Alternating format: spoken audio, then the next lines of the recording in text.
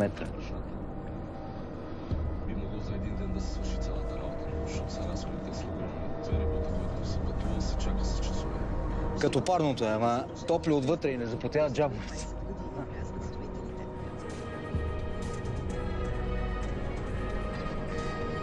Хубаво е да съм пил такова до сега.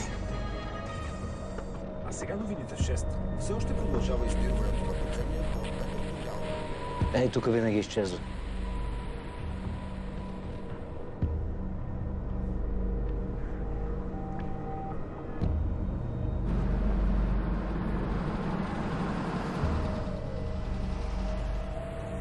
Опа!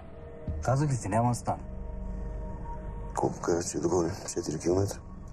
Ако искаш да те споменават утре в новините, тръгвай. Те и твоите хора не са стигнали, виж, няма следи. Я им звъни да питаш.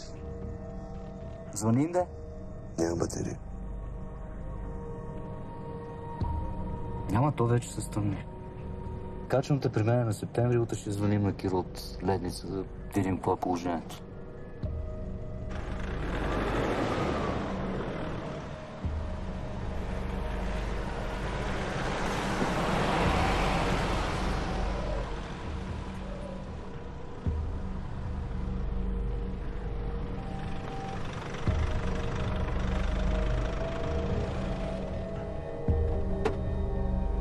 Айде, слизай!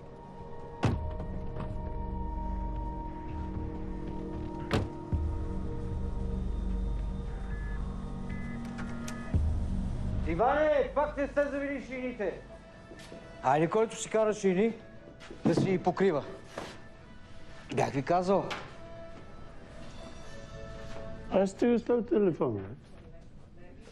Ела те запозна. Магиден. Брат ми, Добре вечер. снахата Елена, Приятно ми. племеницата. Мила, приятно ми е. Стефан, приятно ми. Ела сега да ти покажа къде ще спиш.